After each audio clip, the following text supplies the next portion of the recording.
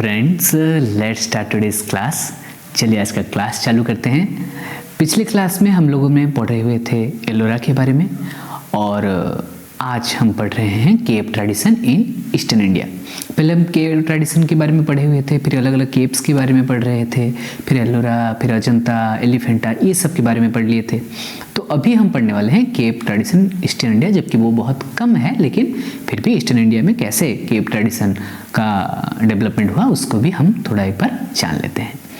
Reference के लिए मैंने लिया है NCERT का history of Indian art part 1 का बुक, और इसको हम पढ़ रहे हैं एक MCQ के हिसाब से line by line with full details.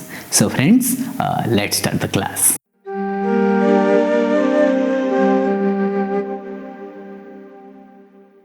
So cave tradition in eastern India. Eastern India में केव ट्रेडिशन कैसे बना? Like in Western India, Buddhist cave also has been excavated in Eastern India, mainly in the coastal region of Andhra Pradesh and in Odisha। कौन कौन सी जगह पे mainly हुए? आंध्र प्रदेश पे हुए और उड़ीसा में हुए। One of the main sites of Andhra Pradesh is गुंटापाले।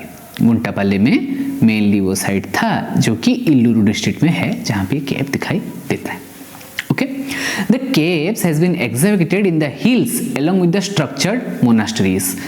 hills में था और जो monasteries थे वो बहुत structured थे। Perhaps it is among very unique sites where the structure of stupa, vihara and the caves are excavated at one place। यहाँ पे हम जो दो इमेज देख रहे हैं केव्स के, ये है उदयगिरी एंड खंडगिरी केव्स भुवनेश्वर उड़ीसा में, और ये इसका बारंडा का एंट्रेंस है कि बारंडा में कैसे कैसे बने हुए हैं।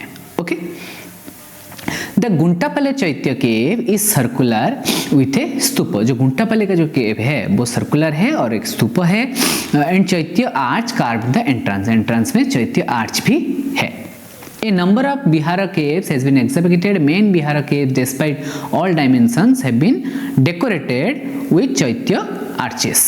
Okay, they are rectangular with vaulted roof and are carved in single stories। Single stories में था और vaulted roof में rectangular था। Okay, these excavations date back to the 2nd century BCE। ये 2nd century BCE के around बना। There are some excavations which are added in the subsequent century but are all the Vihara type। Apart from the Guntapalli, the other important cave site is Rampayre Palam। नाम थोड़ा सा लंबा है और थोड़ा सा कंफ्यूजिंग है, बट फिर भी याद रख लें कि रामपायरेम Palam which has very moderate small excavations but there are rock cut stupa in the hillock।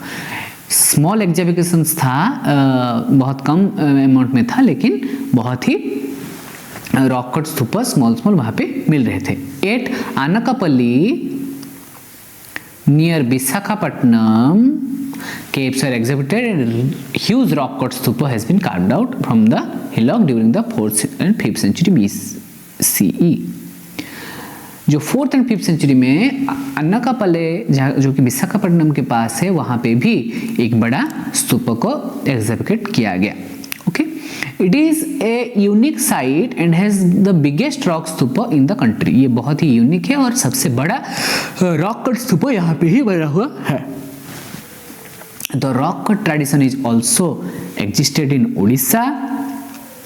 The earliest example are Udayagiri and Khandagiri caves। Orissa में जो है वो है उदयगिरी एंड खंडगिरी केव्स, जहाँ पे हम देख सकते हैं रॉक कट केव्स के बारे में। These caves are scattered and have inscription of Kharavela Jain king. एक जैन किंग जो खारवेला थे, उनका इंस्क्रिप्शंस भी यहाँ पे देखने को मिलता है। According to the inscription, the cave were meant for Jain monks। Jain monks के लिए बना हुआ था। There are numerous single scale excavations। Some have been carved in the huge independent boulders and given the shape of animals। बड़े बड़े पत्थरों को भी कट करके एनिमल्स का शेप दिया गया है। The big caves, including a cave with a pillared veranda with a cell at the back and the upper part of the cells are decorated with seals of the चैत्य। जैसे हम ऊपर देखें, upper part चैत्य से बना हुआ था और डेकोरेट किया गया था। Narratives that still continue in the folklores of the region, the figures in the cave are voluminous, move freely in the picture space and are excellent example of qualitative carving. यहाँ पे बहुत अच्छे से carving हुआ था और बहुत voluminous या फिर बहुत लंबे पैमाने पे बना हुआ था. Some caves in the complex were excavated later, sometime in the 8th and century CE. 8 और 9th century CE में भी कुछ later development इसमें बने. ओके, सो ये एक स्मॉल क्लास है, इसके बाद भी शायद छोटे छोटे क्लास ही चलते रहें, क्योंकि अभी हम थोड़ा सा डिटेल में पढ़ेंगे शायद एक छोटे छोटे जो स्कल्पचर्स हैं उसको पढ़ने वाले हैं. सो आज का क्लास थोड़ा छोटा है, आगे भी शायद से छोटे छोटे क्लास आएँ, बट स्टिल ये छोटा है, लेकिन आगे जो क्लासेस आने वाले हैं वो बहुत ही इंपॉर्टेंट है. आज थोड़ा सा कम ही था MCQ.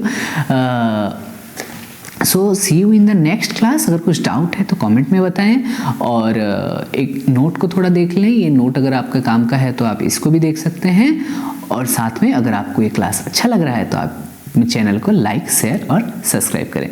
Thank you so much. मिलते हैं नेक्स्ट क्लास में.